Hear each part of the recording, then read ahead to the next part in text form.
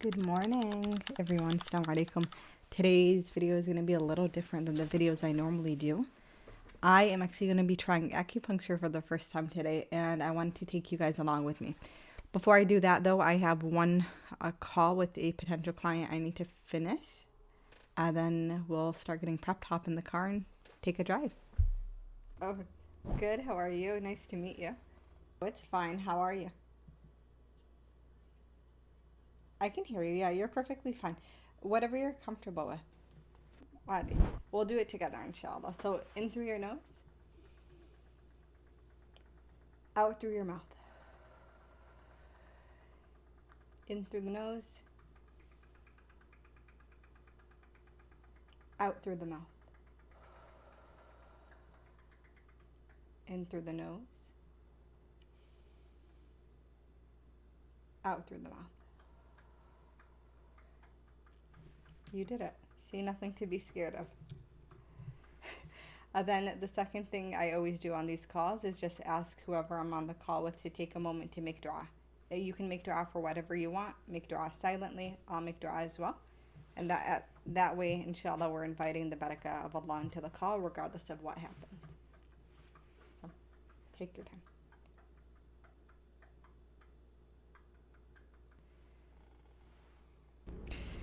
All right, let's talk about acupuncture. If you don't know what acupuncture is, then I'll briefly explain. So, acupuncture is essentially like a medical therapeutic technique. It comes from Chinese medicine, and the practitioner, basically, you might have seen pictures of it before, but they'll take these really thin, tiny needles and they'll kind of stick them on different parts of the body, where there are acupressure points. And I remember when I had first heard about it years ago, right? I would see sometimes references to it in like movies or in videos, but there wasn't a lot of data on it just yet. And just like anything that the Western world doesn't understand, like hijama, for example, it just wasn't, it wasn't accepted. Now there's a lot more research on it and how it works and the improvements that it causes.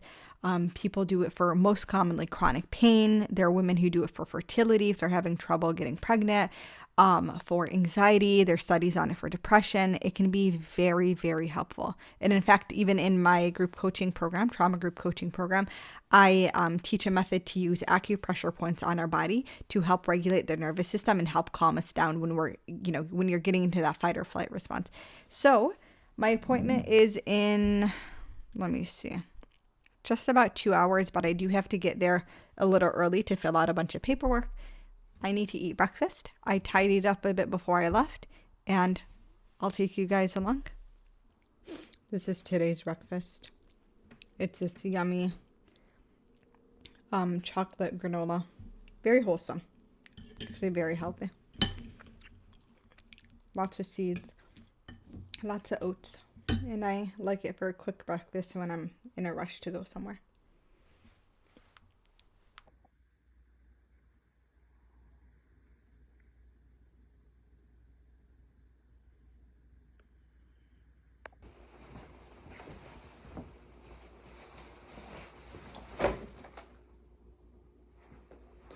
Whoops.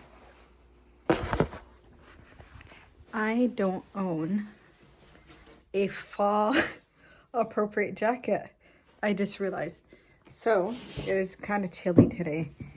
So I just grabbed my kind of trench coat. And we're going to start our drive. The sound's going to be a little different because at this point I don't have my fancy microphone hooked up. Did I turn off? Oh, let me go turn off the light. This is so cute. We just came out, cover up this part of our address, but I just came out of the apartment and our apartment managers gave us this for renewing the lease. Okay, assalamu alaikum everyone, and welcome back to my channel. If you're new here, my name is Hannah. I am a PA and trauma coach. I help Muslim women heal from trauma and reinvent themselves. If that's something you're interested in, you can go to the link in the description. I am in my car ready to go to my acupuncture appointment. It is, I think I mentioned already, about like an hour and a half away. So it's going to be a long drive. I'm probably just going to listen to a podcast on the way. I like to use these drives as a ways to just like learn, because the way my attention span is nowadays, I can't sit down and focus for an hour and a half. So these long drives are the best time for me to learn. I want to share a reflection with you guys. But first, how do I show you guys how beautiful the sky looks? Look, subhanallah. How bright and blue it is. Oh my God, subhanallah. So I had fallen off my Quran routine, and I want to like just reflect on a moment how cool it is the way Allah subhanahu wa ta'ala will bring people into your life to guide you to goodness, and then they get the reward for it too. So I'd fallen off my Quran routine, and I used to try to read it like every single day. I had it set up. I would try to do it after Isha. And just yesterday, someone that I knew had mentioned how she was on her 333rd day of reading Quran in a row. And I heard that, and it was just like, it was like the perfect motivation I needed to get back on my routine, because I was like, if this woman who's also a mom, who also has her own business, is able to make time, then what the heck is my excuse to make time for Allah subhanahu wa ta'ala and His word, right? So I was reading, I just picked up where I left off, which was Surah Al-Ma'idah. And subhanallah, one of my favorite things about the Quran is the way you can literally just open up a page, you land on a page, and the wisdom in the world, in the word, the words touch you right where you're at, or remind you of something that you just heard. So if you guys looked at the pages of the Mus'haf when I showed it to you, the first verse is from Surah Al-Ma'idah, was verse 91. I don't remember the exact Arabic of it. I don't have Surah Al-Ma'idah memorized, but it was essentially that the shaitan wants to stir up, enmity and discord between you by using intoxicant, khamr, and maisir, gambling, right? So that you will not remember Allah and you won't pray. And I had just seen, as I was on my Instagram, like posting something, that one of the people from the band One Direction, if you guys remember One Direction, they were a huge deal. When I was in high school, they were the boy band that everyone was obsessed with, right? One of the members, Liam, died, and it was reported that he was both drunk and high, like he was on drugs and alcohol. He had been like ripping up the hotel, and then I don't know if he jumped off the third story or if he fell off, but the point is he was extremely intoxicated, and by the time the police and could even get there, he had already fallen off the third floor. What a horrible way to go. And it's just like the wisdom of our deen is one that it's like, don't even come near something that can get you to a point of such lack of self-control that you end up doing something that literally harms you to the extent of losing your life. And it's so weird because we live especially in Western society, for those of you guys who live in Western countries, the pressure to consume alcohol, if you say no, it's almost like people look at you like there's something wrong with you. But no one ever sits there and questions, is there something wrong with me that I think it's normal to consume a substance that literally inhibits my ability to make logical, thoughtful decisions, and to do that on a regular basis and basically behave in a way that is extremely inappropriate or uninhibited and disconnected from reality. Like, no one thinks that's weird, but when we say we don't want to do that, then immediately people start to think we're weird, or we must have had a problem before, and that's why. Like, it's just the oddest thing.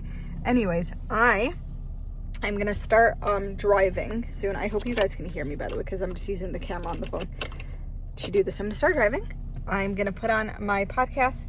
Do I even have my AirPod? Oh, gotta go and get my AirPods, and I'll let you guys know when I get there.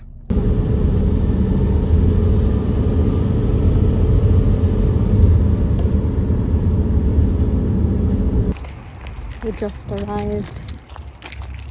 I have 20 minutes, so I'm gonna go in, get checked in, and do all my paperwork inshallah. Okay, I just finished my acupuncture appointment, so I'll kind of go through like what happened or how it was set up. So when I first went in, I just had some like the general medical paperwork you would fill out. What are you here for? Do you have any medications you're on? All of that. And then the acupuncturist had sat down with me and kind of went through, okay, like what are the main concerns or what do you want to work on? I told her mainly that I want to work on insomnia.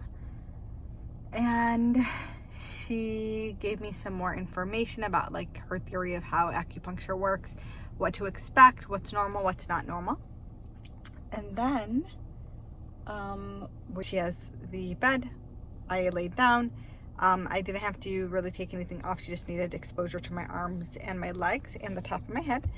And it's funny because I noticed some of the points that she was doing was similar to hijama points. I actually am trained in hijama, and I used to actually take hijama appointments when I lived back home. But she wiped with alcohol. She inserted the needles. Was it painful? Some of them I did not even feel. Others, it felt like a very tiny like shot. And some of them, she had mentioned that if like she accidentally hits a tendon, it can cause some pain, and so she would just adjust it or pull it out a little bit and then it would be fine. So did it hurt? Yeah, a little bit. Some, not all of them, but it was very tolerable. The needles were so tiny that the pain wasn't so bad that I was like, oh my god, I can't do this anymore. Then she left me there for like 15-20 minutes to just lay down. I noticed my hands got really, really cold, even though I was warm going into the session. I started to feel really tired. That was something I wasn't expecting, but I started to feel really, really tired. And by the time it was over, I didn't even realize that a whole hour and I think like an hour and a half had passed, and I didn't even catch it. So how would I rate the experience? It was good. It was good. I didn't know what to expect. I think it met my general expectations. I feel good right now. I feel more relaxed. Obviously, we have to see tonight when I sleep and tomorrow night when I sleep if there was any effect. But I'm hopeful, inshallah, because I definitely feel like there was a shift. And she had mentioned that there was some research around also it releases endorphins, and I definitely do feel that, like that sense of calmness and a little happier. Not super, super intense, but enough to tell the difference. So now what I need to do is I need to go get gas, and I wanted to see if I can find a local masjid in the area so I can go pray, because I'm at that point where I can ijma my salah because I'm technically a traveler. For those who are international and you're watching this, you're probably like, you drove an hour and a half for an appointment. In the US, I crossed into another state, so it's actually not that abnormal to do something like that, especially because if there's accessibility issues, I couldn't really find someone in my locality, or I couldn't find someone who had reviews that I could look at. So let's go get gas. I forgot to update, but I ended up getting a tuna sandwich for tuna panini and a raspberry iced tea, and I got gas. And after this, I'm eating right now, just in a parking lot because I'm so hungry. I am gonna go to the masjid, pray, and then head home. Assalamu alaikum, guys. You know what I realized? I forgot to finish up the vlog. So, oh no.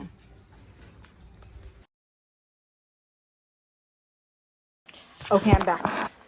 So, I didn't get to film after getting home, but I was supposed to pray at the masjid. Last time you guys saw me, I couldn't find a masjid nearby that would allow me to pray in time, so I had to pray in some random place. I hope I don't get arrested for loitering, because I realized he had a camera. I literally just pulled up into some like warehouse, and subhanallah, I had a water bottle that was literally this big, like those little teeny water bottles that the acupuncturist gave me. And I was like, look at that. Look at how Allah provided me the water to make wudu with. So I literally made wudu outside of my car, in my car, like, sitting out in my car. I poured a little water in my hand. I did my wudu. I prayed. I drove home. By the time I drove home, it was like, I got home at like maybe 6 p.m. or something. So it was a long day, alhamdulillah. I'm not complaining. What are the updates? What actually worked or didn't work? Let's actually go make sure. Let me turn off the stove so I don't burn my breakfast. So what worked, I definitely have noticed, and this has been about 5 days now, so it gives me enough time to really tell you guys what differences I really noticed with the acupuncture. I definitely feel like I'm more calm. I feel like my body is less tense. I did have an improvement in sleep in that I wasn't as like tossing and turning as much, though I didn't have a significant increase in the restfulness of sleep. Do you know when you sleep and you feel like you wake up very refreshed? I didn't have that, but I definitely felt an effect of feeling calmer, and that has sustained, alhamdulillah. So I'll take that. Last night I added some new kind of techniques to help me sleep. I had an appointment with a sleeping coach, and that was very helpful, and alhamdulillah I slept really well last night. That does not happen often for me at all, so I'm very, very grateful for that. So would I recommend acupuncture? I would, because acupuncture, I mean, it made a significant difference for, you know, when you come in with no expectations, you can really evaluate the outcome a lot better. And so that was really cool. I have 2 more appointments left happening in a few weeks.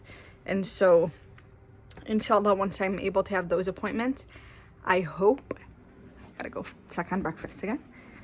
I hope that I'll notice more of a difference. Oh no.